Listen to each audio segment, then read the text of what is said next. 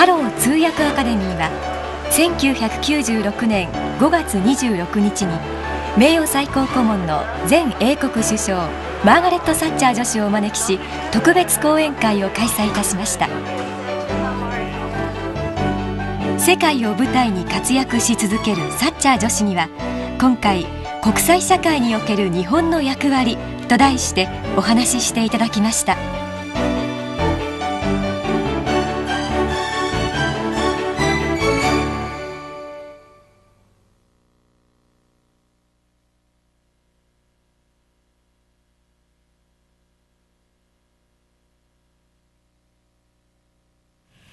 Good morning, ladies and gentlemen.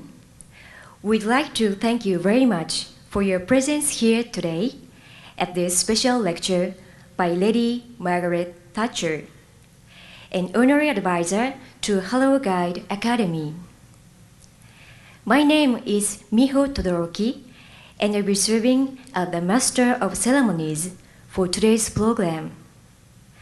I would highly appreciate your cooperation for the proceedings of the program.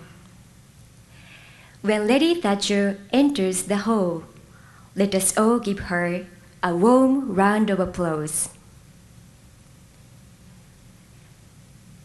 Ladies and gentlemen, now let us welcome Lady Margaret Thatcher.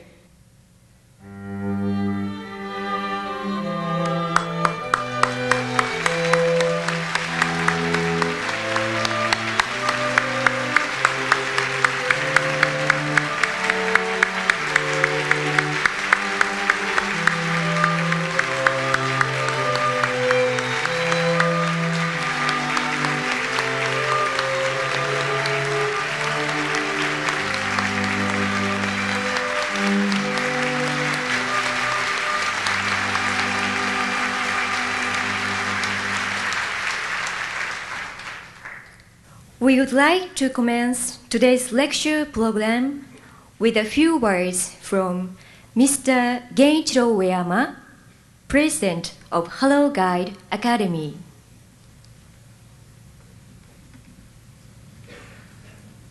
Lady Thatcher, ladies and gentlemen, it's a great honor and pleasure to welcome Lady Thatcher, our Honorary Advisor, to address us at this lecture of Hello Guide Academy.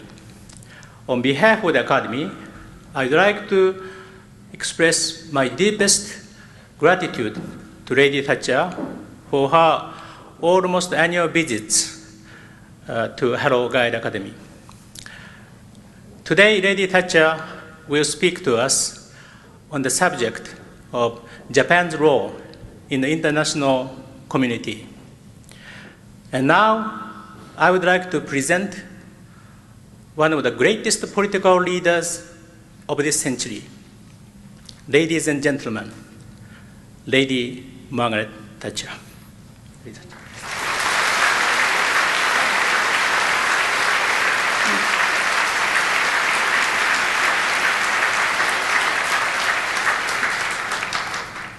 Mr. President, ladies and gentlemen, it's always a pleasure to come and speak to you.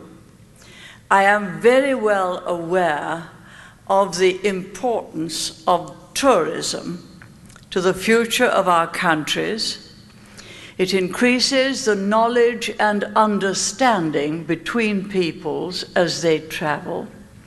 And frequently, the main impression that visitors to your country will take away is that given to them by their tourist guide. I know full well that this academy trains the overwhelming majority of successful tourist guides. I think something like 80% of the qualified tourist guides come from this academy, which is a very great compliment to you. And so therefore I'm also delighted to be an honorary advisor to it. There is just one other point I would like to make about your occupation. More and more jobs will be found in future in the service industries, in hotels, restaurants, in financial services, in tourism. as manufacturing becomes more and more automated. You will find at the moment that only about 1/4 of the jobs are to be found in manufacturing, and something like 3/4 are to be found in the services, which of course include education and health. So it is very important that we get the training for these jobs right. Now, I have been speaking this time in Japan about Japan's role in the world and about her contribution to the world. There is nothing new, my friends, about Japan being conscious of her role in the world. I hope you're taught history at school, and I hope you're taught it well, because we should all know our background and our history, and that of other people's too. But at the time of the Meiji Restoration, which, as you will recall, I hope, was in the year 1868, there was a complete transformation of Japan, and she decided to go in a new direction, to be more open to the world and to go out into the world, whereas for the previous 200 years she'd been closed. And I was very interested in the instructions at that time. The government said, knowledge shall be sought throughout the world. Very interesting. Go out and see what you can find that will be useful to us in every other country. They formed a big study group, rather a large one, 107 people. The Prime Minister, 7 cabinet ministers, all the most distinguished people in Japan. And they went to Britain and they went to America, and they spent 2 years trying to gather all the best ideas, and then came back and began to transform all the work and the training and the abilities and the products in Japan. Now that, I think, was the first real decision for Japan to go out in the world. And indeed, it shows a Japanese characteristic, which I've learned from my visits here and my contacts as Prime Minister. You always take meticulous care before you come to a decision to find out all the facts and see how they're likely to fit in with your own character and whether you can use them. This does show great wisdom, and it is said, of course, that the definition of genius is an infinite capacity for taking pains or taking trouble. And that is what you have shown over the years with the major decisions, political, industrial, and commercial, that came your way. A byproduct of that visit came much later, when in 1902, Britain and Japan negotiated an alliance.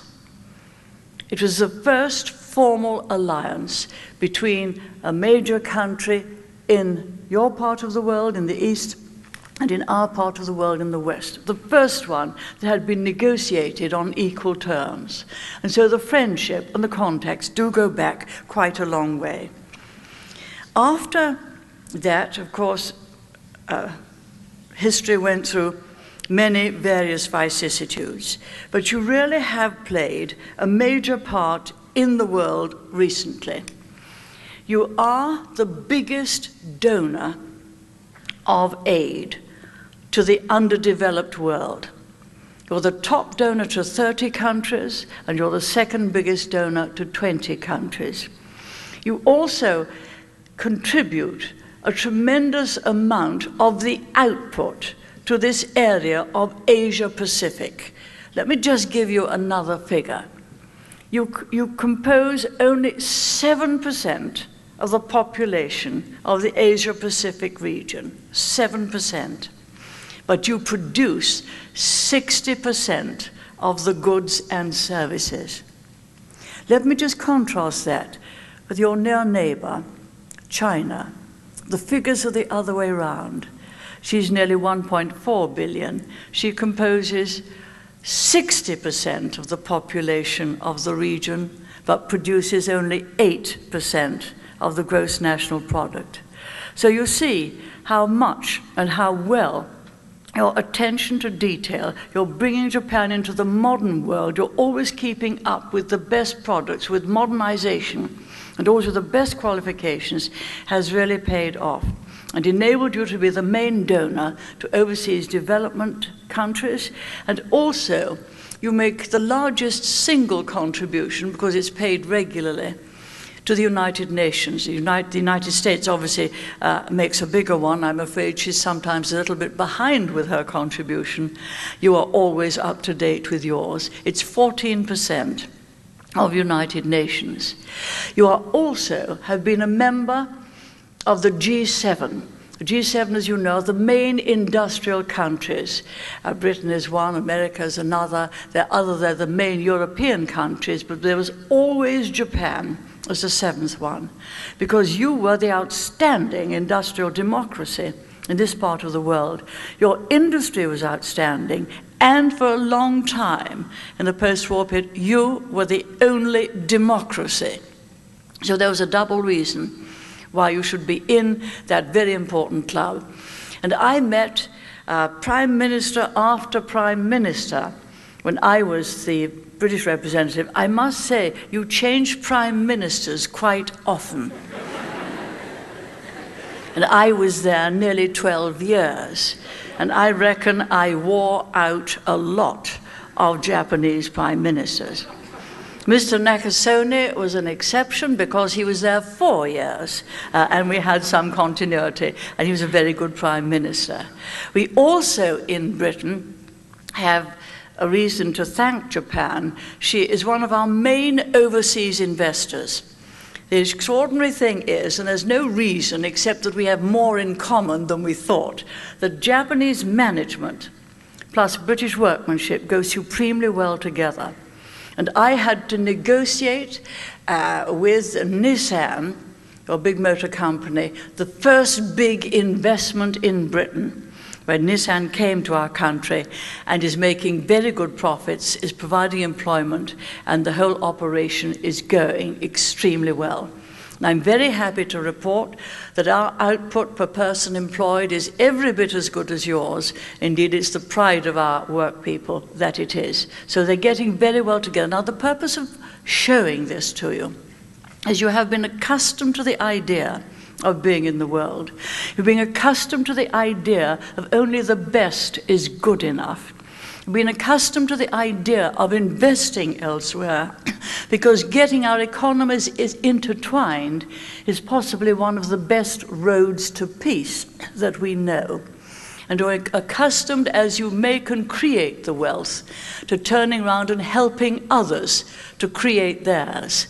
Because although when we buy goods from lesser developed countries, they often compete with some of ours, we, each and every nation, pulled up our own way by selling to other countries, and therefore we must provide markets for the newly emerging countries to sell to us. As they sell to us, so they make money to buy from us, and that way the standard of living of the whole world rises. Now, just let me also have another little look of history, because another thing we have in common, though you might not think I would put it this way, is that we have both been colonial powers. Now, the age of colonialism lasted for about 400 to 500 years. It started really as some of the great seamen found their ways to other countries across the world, and the Portuguese were the first to come to this area. Consequently, we all built up great empires and of colonial peoples. We were particularly anxious to take the best we knew to ours, to take education, to start to teach them parliamentary government, because in the 14th century we already had a parliament, and also to try to teach them the best that we knew of good, professional, non-corrupt administration. We gathered big empires, but this has been the century in which most of the empires have broken up It lasted a very long time. The British Empire, there are now 51 nations, members of the United Nations, that were members of the British Empire, stemming from India as the largest to some of the small islands in the Pacific, and of course the very largest island in the world of Australia and New Zealand. 51. And we all think the same way. We're all democracies, and so therefore we can bring a better approach to the problems of the world. The French Empire is broken up, the Dutch Empire, as you know, with Indonesia, the Belgian Empire, and also the Japanese Empire, Manchuria, Korea, Taiwan. So we all, Korea is split into two, as you know. We all had problems of empire, and we all had experience of it. But now, instead of a comparatively few members of United Nations, we are a world now of nation states, each with their own pride, each with their own history, each with their own friendships. And whereas when United Nations first started, there were, in the post-war period, there were only 51 members. There are now something like 170. But the modern way is each nation state with its own government, its control over its own destiny. What I have to report is that, alas, although there are 174 belonging to United Nations, only 75, less than half, are democracies. And although democracy is not a perfect form of government, and there are many different forms of democracy, there are certain common features about it which make it the very best government. Namely, the people can choose the government, and they have to re-choose it at regular intervals. So if they don't like it, they can turn it out or replace it. Secondly, they're free societies believing in human rights. Human rights belong to all people. There are some countries in Asia Pacific which try to say, oh, human rights are not for Asia. Asia is different. And we say, look, people, human nature is the same the world over. We all have families. We all take pride in bringing up our children. We all feel pain the same way. We all recognize heroism, bravery, and valor in the same way. We all need to eat. We all need to have friendships with other people. These things are common to people the world over. So, it is democracy. The people are in charge of electing a government, a belief in human rights and freedom and liberty. And you cannot, my friends, and this is probably the most important of all, you cannot have freedom unless you have a rule of law. And by that I mean a rule of justice. Not just laws made by governments like comments or rules made by governments and then changed at their whims. Laws made through Parliament, administered by judges who are men and women of great personal standing, building up the case law so that you can always get your case heard independently of government. These things, and a market economy, because if a government is in charge of all the production and sale of goods, you do not have a free country. And also private property. Now, those are the characteristics of democracy, and you need all of them for it to be a true democracy and to last into the future. And so, when it comes to this particular area, Asia Pacific, it is coming up economically, as you know, very rapidly. There was a time when you still are the lead nation. You are the second biggest economy in the world in what you produce. And you are the longest standing democracy, apart from, of course, the others right down in the southern part of the Pacific, Australia and New Zealand. But there has been a movement again, as I mentioned a little time ago, to say Asia is different. There's also been a movement to say, since the end of the Cold War, you're very close to communist neighbors. It must have been a great relief to you when the Soviet Union collapsed. into 15 countries, and the tyranny went, and a good deal of the armaments were started to be reduced. And you're also next to China.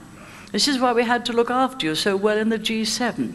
You were surrounded by people who did not share your philosophy of democracy, and also, of course, North Korea was not very far away.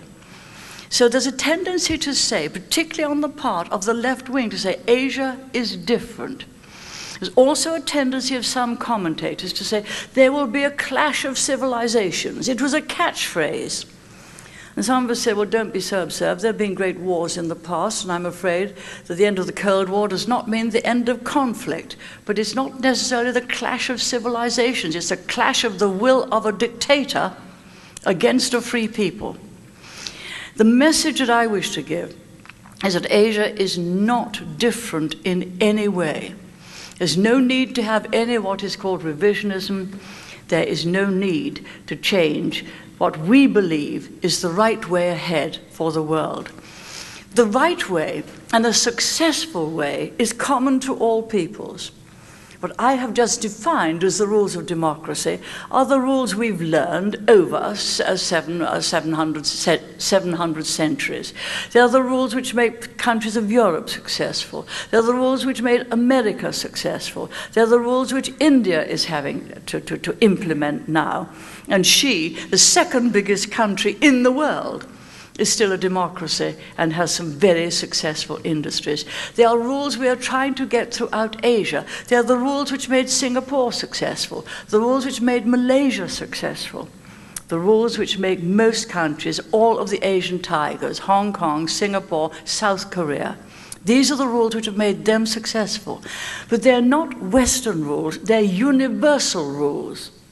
And this must be the message that we get across. If we all of us pursue these ideas of liberty under rule of law, market economy, and constant with local negotiation with other nations, and also international negotiation, both through trading agreements and in international organizations, we can now hope for a better world.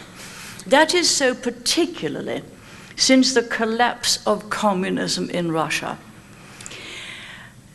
We were coming quite well through this century, except in the middle of the First World War. Russia had an election.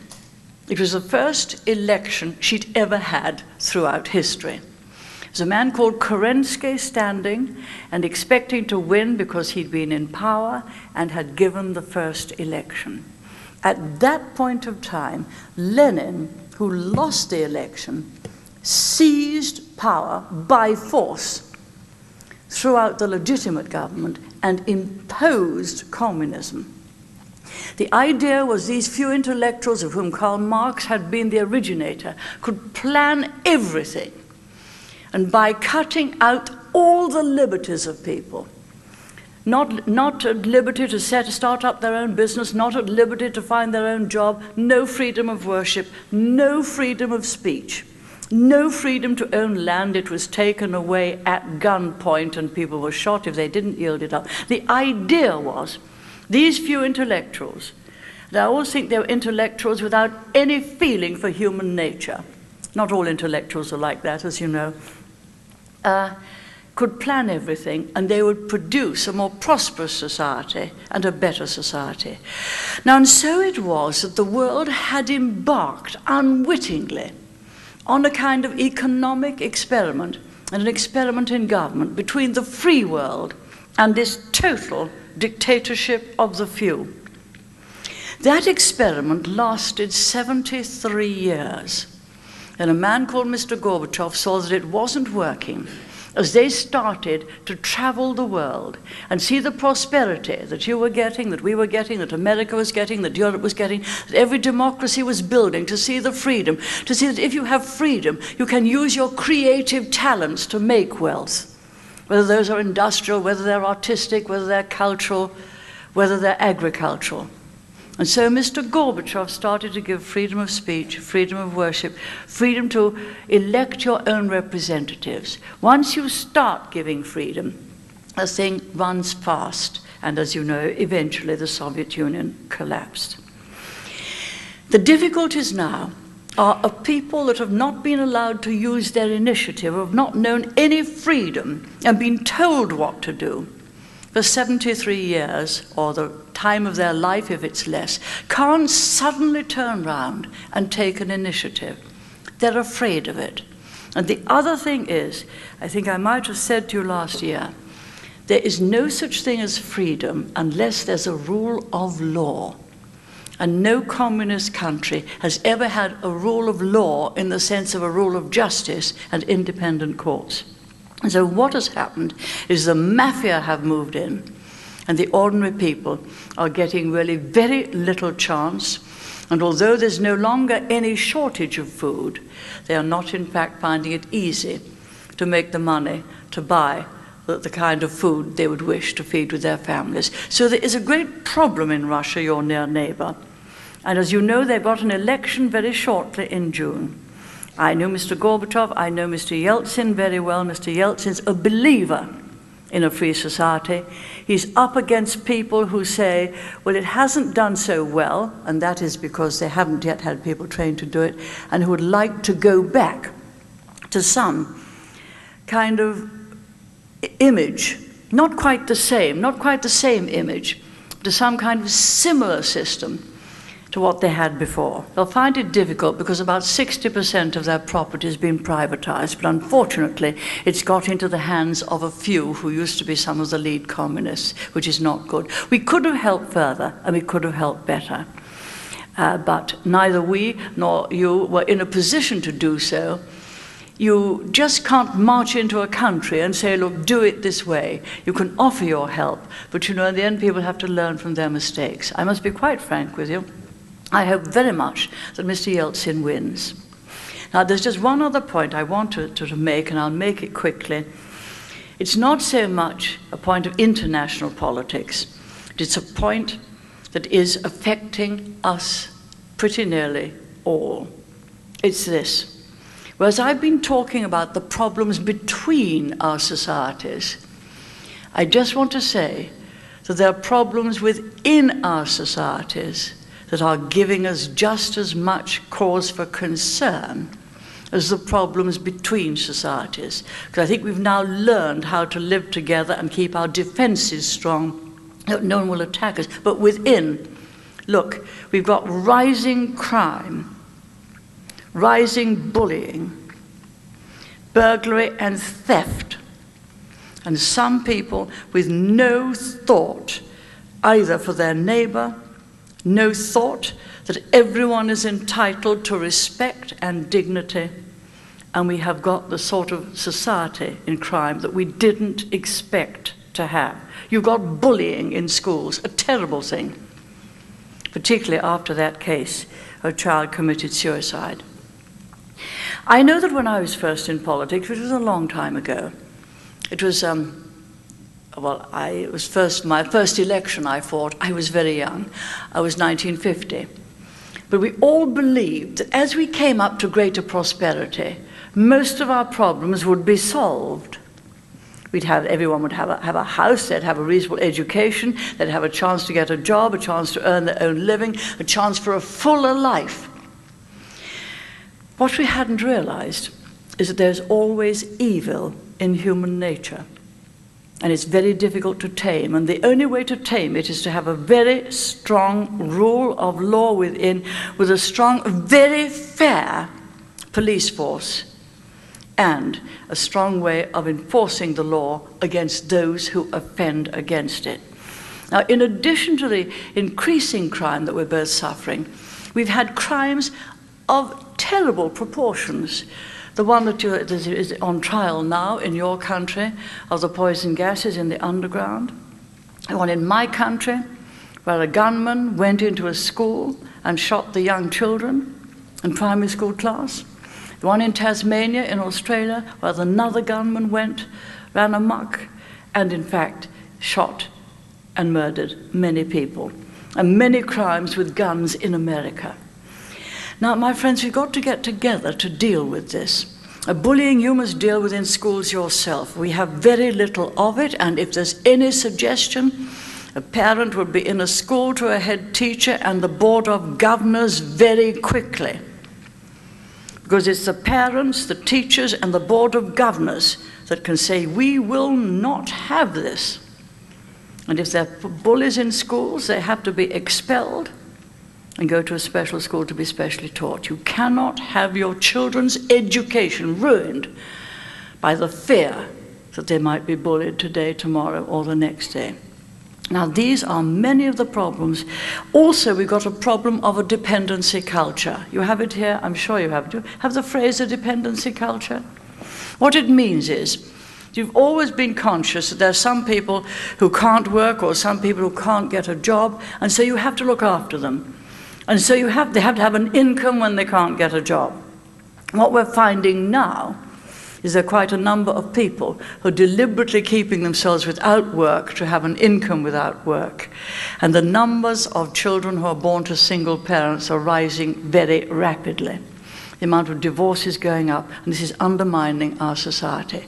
Now, we have to get together and talk about these things, because I think we'll only know how to tackle them if we share this problem, which is almost a problem of prosperity. And we have to say, why is it that we no longer have the courtesy, the self-discipline in parts of our society, only parts of it, and the rest of us wish to live in a society that is highly cultured, highly courteous, highly considerate, so that we may be as proud of our people within as we have been throughout history of the example we've been able to give to the world. I see one or two of you looking at your watches, and I think you must be waiting to ask questions. And I am waiting to answer them. Thank you very much for listening so attentively. Thank you.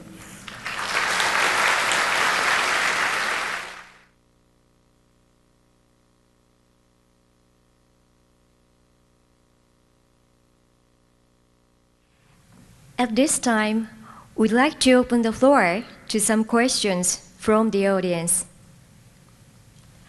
The first question will be from Ms. Yukiko Kuroda. Every time I listen to your lecture, I'm deeply moved by your commitment to expand and sustain democracy in the world. And today you told us that the members of British Empire have been able to learn democracy and the economic system from Great Britain.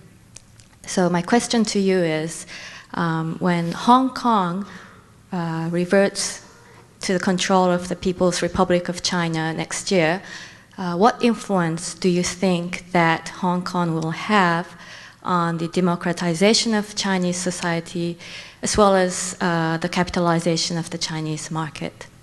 Thank you very much for asking that question. I've been very concerned about the future of Hong Kong. The reason it returns to China is this. There are 3 treaties relating to Hong Kong between Britain and China. The first 2 arose from our trading right round to this region well over 100 years ago. And we wanted a port and a proper trading station. And so we bought some land from China. Hong Kong Island we bought from China. That was not enough. We went back and said, can we have some more land? That Hong Kong Island was only about 4% of the present Hong Kong. So we got a little bit on the mainland. That was another 3% of the present Hong Kong. And then we went back and said, look, this, and we also bought it freehold. You understand what freehold is? You buy it outright, and it's yours forever. The next time we went back, my ancestors, as Prime Minister, went back. They said, look, you can have quite a big piece of land, but only on a long lease. You can buy a 99-year lease. Well, 99 years seemed a long time then, and we didn't apparently hold out for freehold. And that lease, which is 93% of the present land of Hong Kong, that lease ends in 1997. And that's why really the whole of Hong Kong, because you couldn't defend 7%, has to return to China. But the people have come and made a really good living there. Chinese people under a rule of law and liberty, have become wealthy due to their own effort and sound administration of free society. Their income now is $23,000 per head. That's the individual capitalization. Yours, I think, is about 25, a little bit more. They've done that. Now, we were not able, because the Chinese frowned on it very badly, and because they could always walk in at any time, we've not been able to get full democracy there. We have a full rule of law. Freedom, private property, a market economy, full rule of law. But China doesn't like democracy. She prefers a form of communist dictatorship.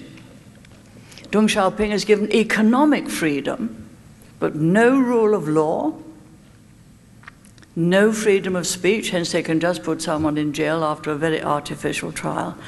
And so we had to tread very softly. We now have 1/3 of the Legislative Council elected. The others were appointed.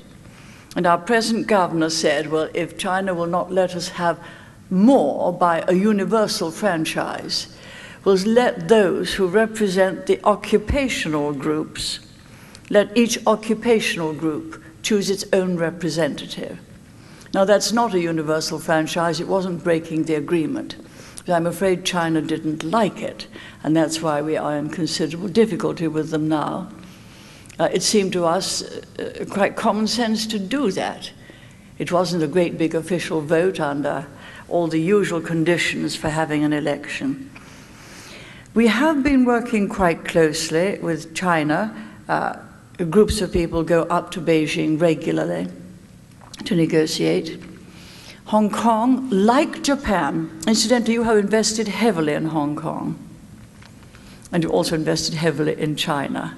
And you've also been very faithful to Hong Kong because you recognize that its financial markets are expert. They're probably, if you don't mind my saying so, the best in the region because they have more experience of a free society the world over and deal the world over. So naturally, we are concerned. Because of that, I made an agreement with Deng Xiaoping which took 2 years to negotiate. Chinese people don't negotiate quickly, very slowly. And that agreement was, and it was Deng Xiaoping's idea, 1 country, 2 systems. And they could therefore have the second system of capitalism, which is what we've got.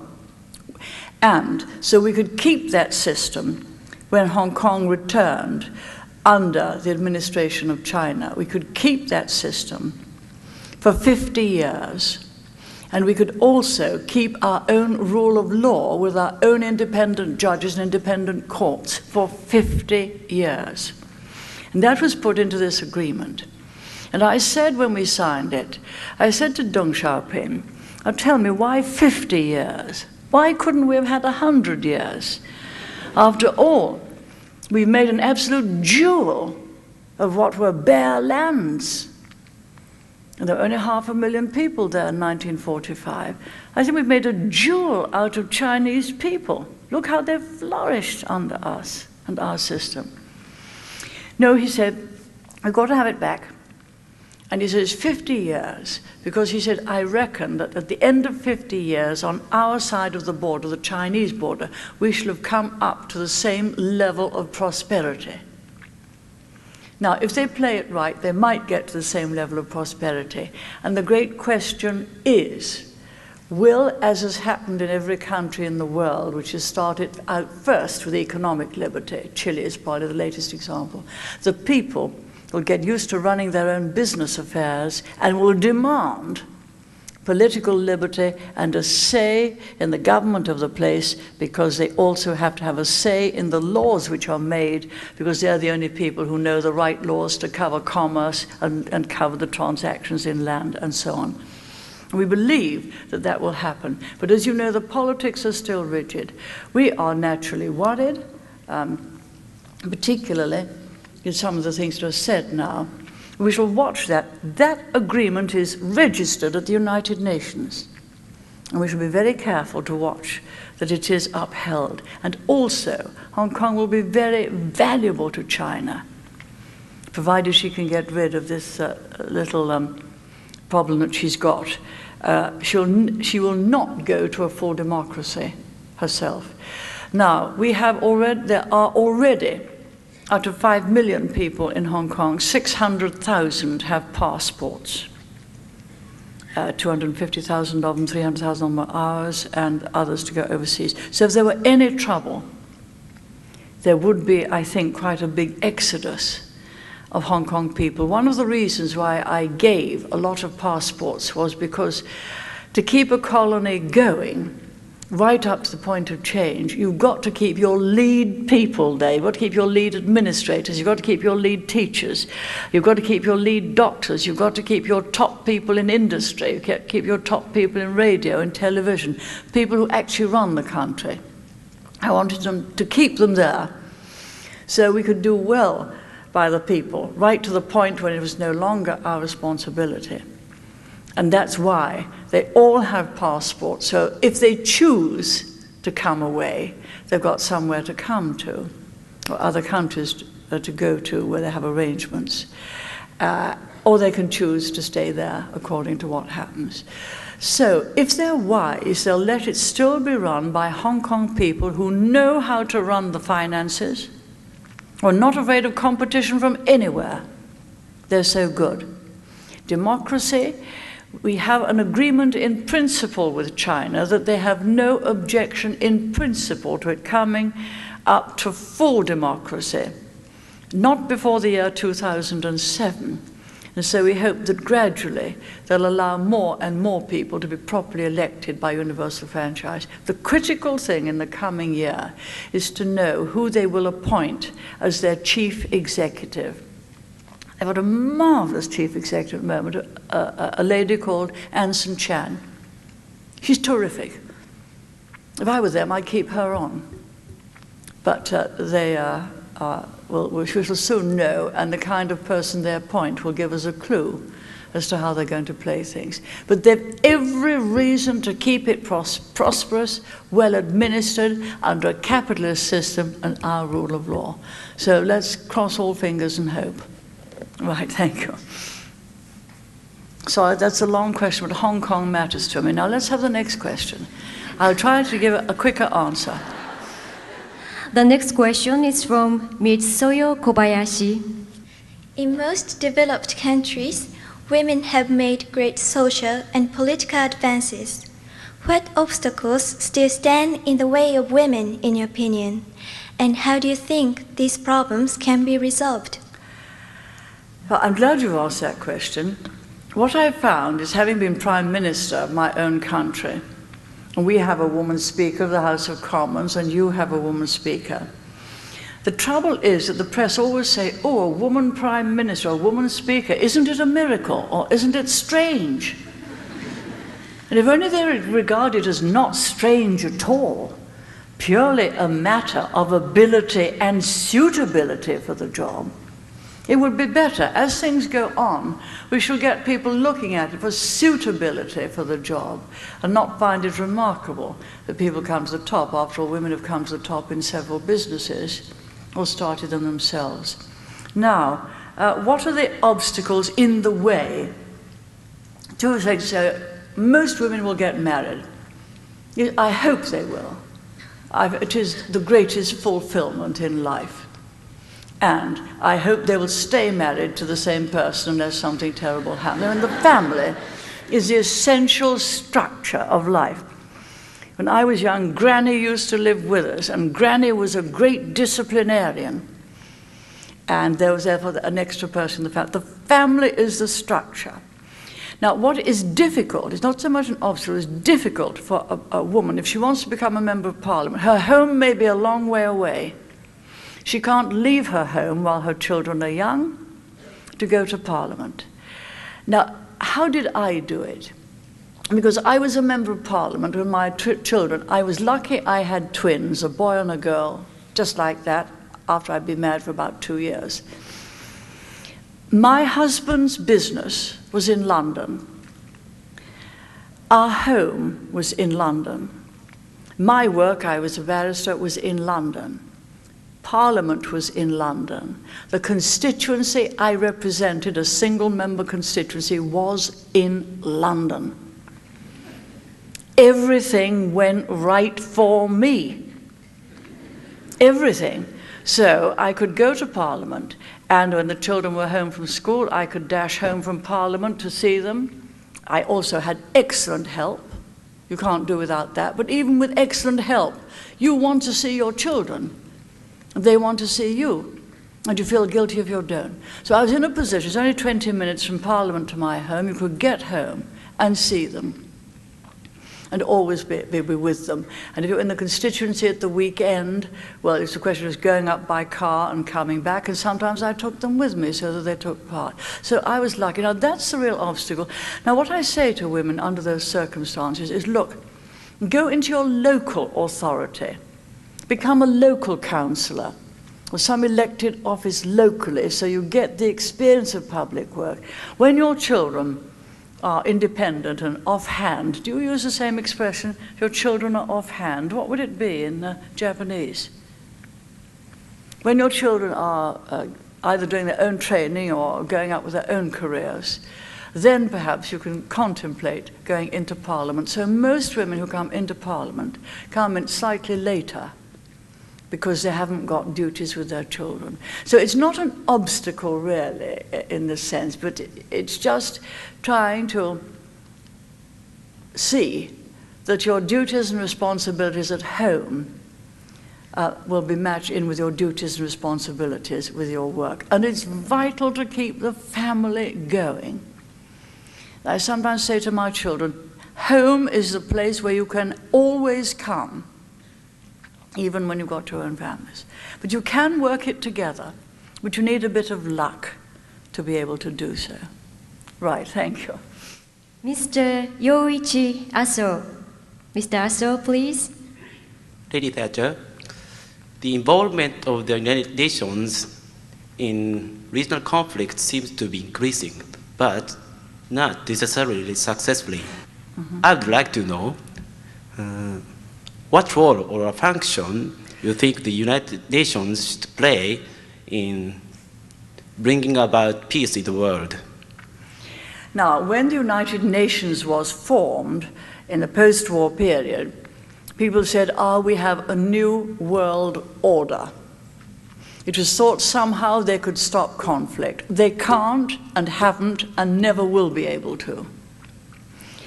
Nor do you send a United Nations force into the conflict. It's only the United Nations goes in for peacekeeping. When Saddam Hussein, the old-fashioned dictator trying to take other people's territory by force, and there are plenty of them, marched into Kuwait, what did the United Nations do? It passed a resolution that they should withdraw. Could it take any action to make them withdraw? No. This is why I said put so much emphasis on nation states. The action has to be taken by nation states. I was with President Bush at the time. We decided we would send our armed forces to defend Saudi Arabia and to turn Saddam Hussein back. The action is taken by individual states who keep strong defenses. And George Bush put together a coalition. Mubarak of Egypt came very soon, Syria came in, and many other nations sent troops. It was a coalition of nation states. So you've got the message. United States does the fighting. The United Nations does the talking.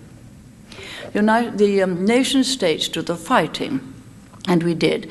Countries such as yourself, who weren't able to send forces, although you are now spending $50 billion a year on military forces, contributed $13 billion to the cost of that operation, and we were very grateful for that contribution. Other people didn't send any contribution to that. But United Nations passes a resolution which gives moral authority to whatever action is taken by individual states. Now, United Nations didn't get involved at all in the fighting. It's only when there was a peacekeeping agreement through the Dayton Accord that a mixture of United Nations forces and NATO forces go in for peacekeeping.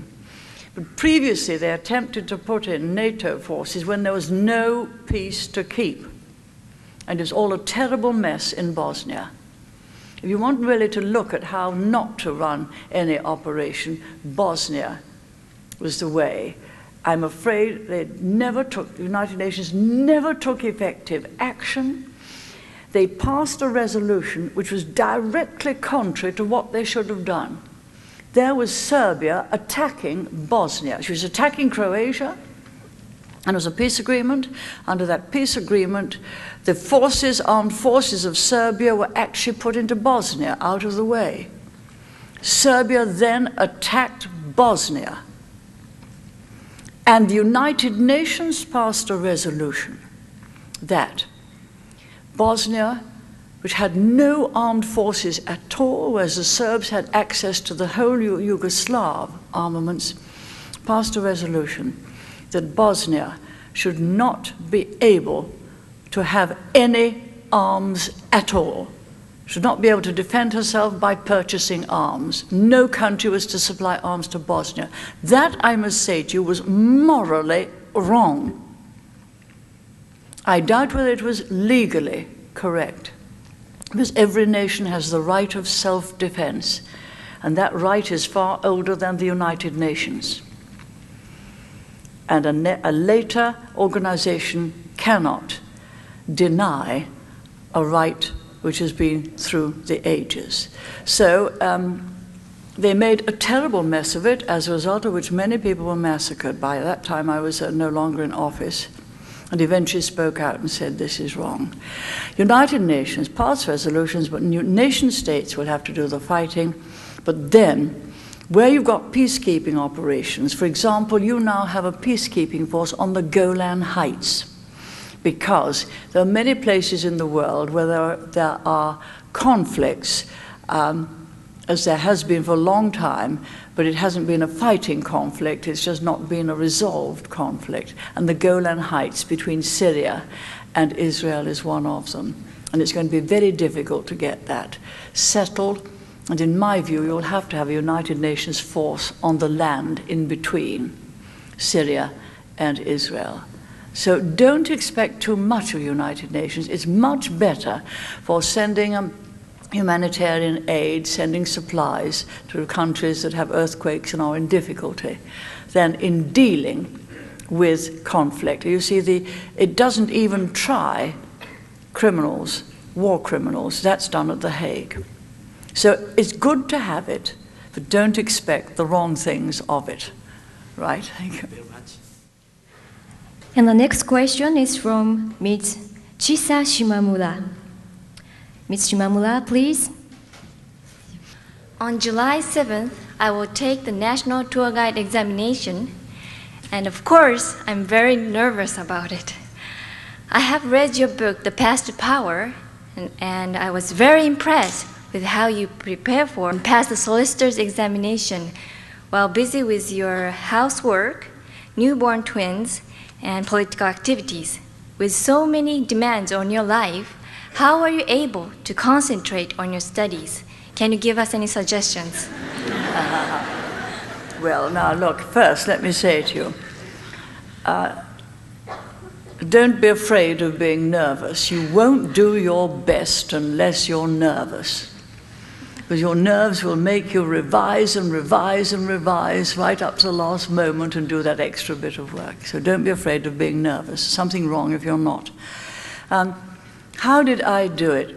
Well, I already had a chemistry degree, but I really wanted to have a law degree as well, because I wanted to be the kind of lawyer that needs both qualifications. You frequently have tasks to do either in patents or in commercial law, where you need both scientific qualification if you're dealing with a scientific industry and a legal qualification. So the first thing to note was I really wanted to do it. Also, as a politician, I had a love of the law and our legal history, which is a very unusual one because it was really good judges that made our original law. And so I had a love of the law for its own importance itself. So I wanted to do it, and I had a love of the subject. I'd also, because I'd done so much in my comparatively young life, learned to sit up late and work hard. You sit up late, you can concentrate, the telephone doesn't ring, you haven't got constant interruptions of people coming in. You can sit down and concentrate. So it was not difficult for me to sit up until 2 o'clock in the morning and concentrate. I could get more done in 4 hours up to 2 a.m. in the morning than you could any other way. So at the end of the day's work, I could do that. But I said, you've got to want to do it. If you have an ambition to do it, you can do a great deal. You can lengthen your working day by habit. And that's how I did it. And it worked. And I'm sure if you wanted to do the same thing, you could do it. Oh, thank you. Thank you very much. And the next question is from Ms. Satomi Suzuki. As a political leader of your country, you have met many prominent world figures who made the deepest and most lasting impression upon you, and in what manner? Well, it's difficult to say, putting out a single one, but the one who was both the closest to my way of thinking and I to his, and who was effective in making the right decision at the right time, was Ronald Reagan. He was a person of principle. If you're to be a successful politician, your beliefs must be founded not on expediency, not on handling, but first on principle. He believed in a free society. He believed in a lesser role for government and a bigger role for people in managing their own affairs. He therefore believed in lower taxation. But he believed in very strong government, strong to do the things which only government can do. That is to say, strong to see that there are strong defense forces, strong to see that there's a good rule of law properly administered, strong to see that the currency of your country is kept sound, strong to see that your finances are sound, strong to see that your taxation is not too high and that the money is well spent, strong to have a very good system of education, because that is the way up for people who start to climb the ladder from the bottom, the ladder that we all started to climb. And also what we would call a safety net in social services to help those people who genuinely, through no fault of their own, either through illness or some tragedy or because they're too old, simply could not make enough to live and had lived at a time when they couldn't have saved enough. Now that is the role of government. Now that's what you must concentrate on. If you start to run every industry, if you start to run everything yourself through government, through an enormous civil service, and not carry out your own role properly, and you'll very soon be taking far more than you should in taxation. And the moment you do that, the incentive for people to work for their own future, for their own family's future, goes down. And the most important thing is that the family works for the future. Now, he was also extremely good on international affairs. He and I, again, both had the same thing.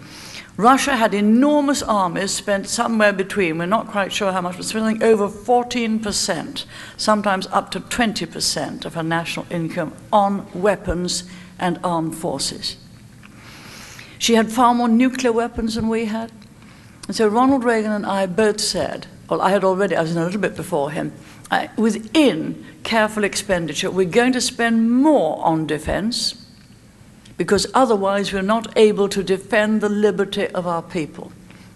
We also knew the psychology of it. It's only if you're strong that a dictator, and communists are dictators as much as any others, that a dictator will fear you, and you'll not start a battle if you're strong. So we made our armed forces stronger and stronger. And he had the stroke of genius because he had the best scientists in the world and in greater number. He said, we're going to go for strategic defense initiative. That is, we know that there are more and more ballistic missiles in the world, Scud missiles. You can put nuclear on the end of a Scud, you can put biological, you can put chemical. And we did not have an effective weapon to stop it from landing. The Patriot will only try to stop it in the last phase. And he wanted a space arrangement that would catch it while it was in the outer space and destroy it there. And you can do it with a system of sensors, we now know, less than you need at the time. So he started that program. That was the stage at which the Soviet Union knew she could not compete. The sophistication of computers that you required were way beyond the capability of anyone in the Soviet Union. And the sophistication of production and operation and the miniaturization of everything. They knew then they could no longer achieve their objective by the threat of military might against nation after nation. And they had a lot of people whom they were threatening or were afraid. And they had a lot of terrorist movements that they were supporting to be in Africa against some of the colonial governments. They knew. It was then that Mr. Gorbachev came to see me and said, please would you try to persuade President Reagan not to go ahead with Strategic Defense Initiative. I said, no, I certainly won't persuade him not to go ahead. I said, we're helping with it. So these very specialized scientists that we have are fully free to go over there and offer their expertise. We had some highly specialized scientists that were needed for parts of that. So he was streets ahead of anyone else in being able to make the big decisions, to spot the big point, take the decision, stand up for it before the whole world. And so the freedom of America came to the surface. Mr. Gorbachev was also very good in that he knew that the communist system wasn't working and was breaking down, and that with television they would not be able to keep the truth away from their people forever. So he started the Liberty. So there we are. There were three of us there at the same time, each playing a different role. Incidentally, the great need now is to have a defense to ballistic missiles. You could be reached by ballistic missiles from North Korea, easily. Within a few years, all of the capitals in Europe can be reached by ballistic missiles that go further and could be fired from Libya on all of the capitals of Europe. In 20 years, they could reach America. They're going up so fast. That Strategic Defense Initiative effectively was stopped. And what we have to have is a new one called the Sensors in Space, which we must go ahead with. I'm talking about it, Bob Dole is talking about it.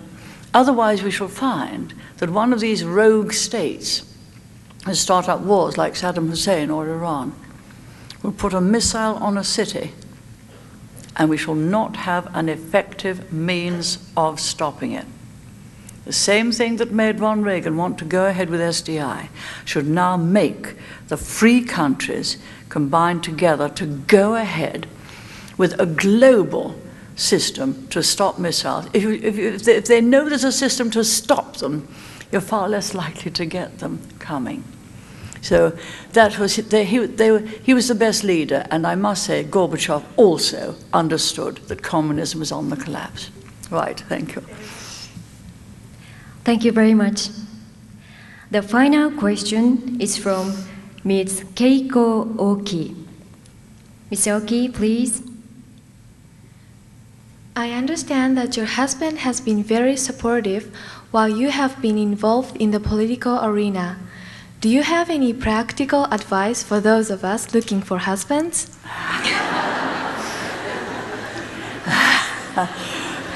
Well, now look, It all sounds very clinical if you put it down. First, the affection and love has got to be there. It won't last unless it is.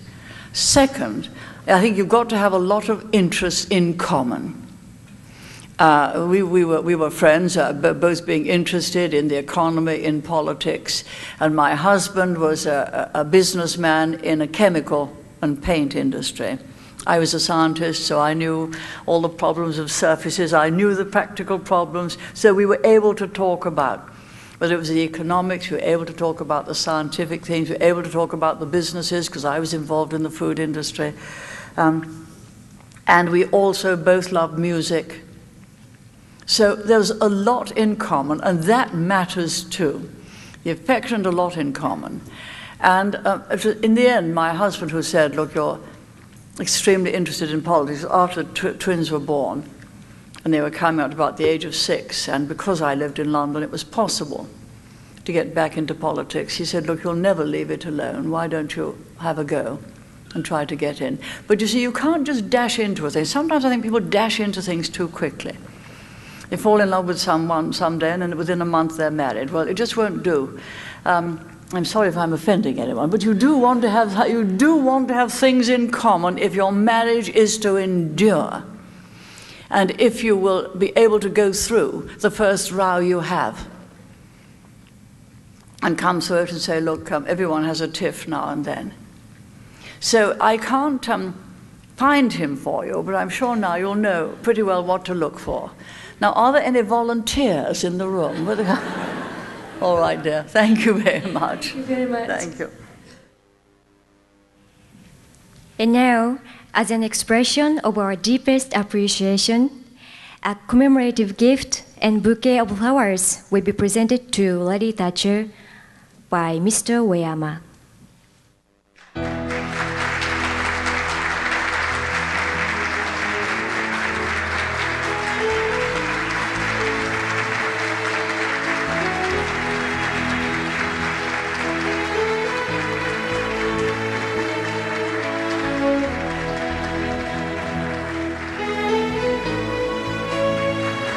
サッチャー女子の高い見識は国際文化交流に関心を持つ約800名の聴衆に深い感動と感銘を与えました。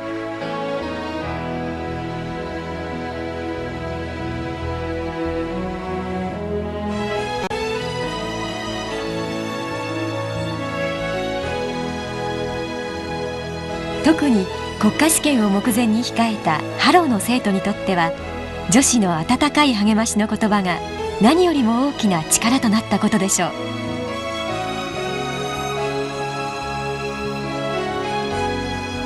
サッチャー女子は来年以降も毎年ハローに来られる予定ですので、次回はどのような素晴らしいお話が聞けるのか今から楽しみです。